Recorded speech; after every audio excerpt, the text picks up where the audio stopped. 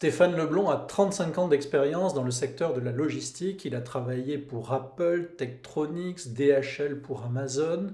Logistikos, le premier titre de la collection Initiative, lui est dédié. Stéphane, de toutes les tendances à l'œuvre aujourd'hui dans le secteur logistique, tu nous dis que la plus structurante est l'inflation réglementaire. Est-ce que tu peux nous donner un exemple? Là, en ce moment, je fais un projet pour l'industrie pharma. Euh, c'est fondamental. C'est simple. Le business d'Amazon, c'est d'une simplicité évidente. Il y a rien de compliqué. C'est du push-pull, point. Mais quand tu t'attaques à des domaines où il y a du pharma, des produits dangereux, au niveau des régulations, c'est effarant. C'est effarant. Il y a des points tu veux déménager un centre de distribution de 3 km. Pharma. Tu distribues sur la Chine.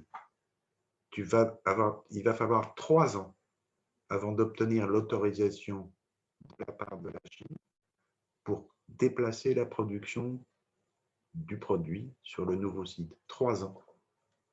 Donc, tous ces facteurs qui sont très compliqués, qui changent, ces 3 ans peuvent devenir 6 mois. Ou 4. Ça peut changer à n'importe quel moment. Donc, cette espèce il faut être en permanence en alerte.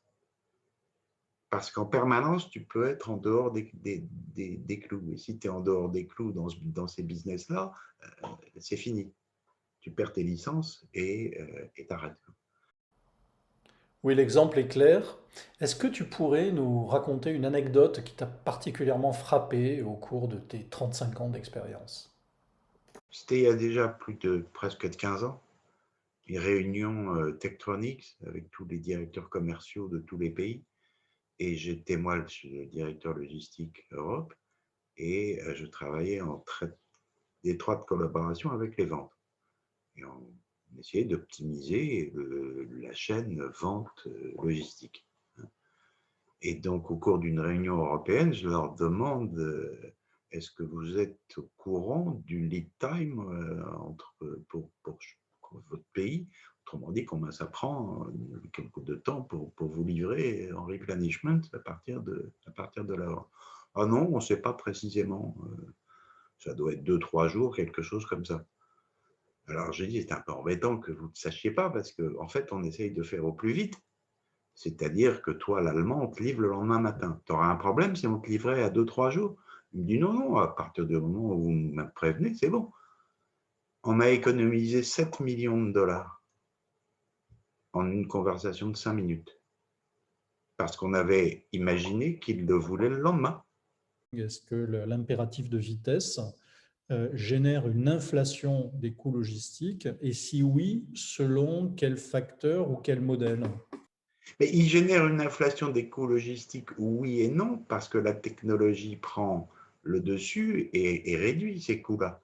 Si tu voulais obtenir les mêmes performances avec des opérateurs sur le floor, ça te coûterait des fortunes. Mais là, c'est pour ça qu'on a la robotique et tous les systèmes automatiques. Le pick-to-light, les robots, etc. À ton avis, quelles sont les tendances les plus structurantes après, j'ai bien compris, l'inflation réglementaire? Il y aura un mélange de consolidation en amont et de déconsolidation en aval, avec des moyens peu consommateurs en énergie et en CO2. D'accord. Mais ces points de consolidation, aujourd'hui, les camions, encore une fois, dans toute l'Europe, 40% des camions voyagent à vide. Ouais, intéressant. C'est énorme. Intéressant. Les flux de porte-containers qui viennent d'Asie, il y a la moitié des bateaux qui repartent à vide, avec des containers vides. Est-ce que c'est plus vrai aujourd'hui que ça ne l'a été dans les années 80, 90, 2000? Oui, oui, parce que le momentum s'est accéléré au niveau de cette frénésie euh, je pense que le fin du fin, c'est de livrer les gens avant même qu'ils aient eu l'envie d'acheter. Selon toi, quels sont les nouveaux métiers de la logistique ou les futurs métiers de la logistique? On avait une tendance à avoir une logistique qui était en place, hein, c'était figé. C'était l'époque où les boîtes avaient leur propre transport. La sous-traitance du transport, c'était même pas, même, c'était marginal. Aujourd'hui, tout le monde sous-traite. Donc, la logistique était figée. Aujourd'hui, il faut avoir une logistique évolutive. Et cette logistique évolutive, elle est aussi guidée par tous ces changements de régulation au niveau européen. Par exemple, le Brexit, c'est un événement qui est arrivé. L'adaptation des flux logistiques à la situation Brexit, quand tu rentres dans le détail, il y a des jobs qui demandent une expertise absolue. Comment? Et les gens ne savent pas. Qui sait exactement quels sont les… Si je veux transiter un produit d'Irlande à la France en passant par la Grande-Bretagne, qu'est-ce qu'il me faut comme document? Ça va changer tous les 8 jours. Parce que même au plus haut niveau, ils ne savent pas. Donc ces jobs sont des jobs fondamentaux parce que si tu ne l'as pas, les produits sont bloqués. Et donc il faut y penser en amont. Stéphane, merci beaucoup pour ce témoignage. Je te laisse le mot de la fin. Parce que j'étais il n'y a pas longtemps sur le port de Rotterdam, hein, parce que j'aime beaucoup cet endroit, j'y ai travaillé. Et si tu vas au bout du port, tous les jours, tu vois arriver ces maxi porte-containers. 12 000, il y en a un qui fait 27 000 containers. Et quand tu vois ça, tu as une vision des flux. Tu te dis, mais c'est effarant. Parce que chaque année, il y en a 17 millions qui arrivent à Rotterdam. Et maintenant, quand tu penses au dispatch de toutes ces marchandises, c'est absolument effarant et pas optimisé du tout. Mais je pense qu'on ne va pas avoir le choix.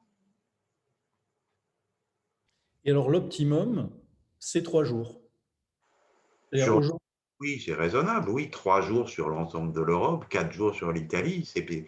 Voilà, ça, je parle des flux principaux de replenishment.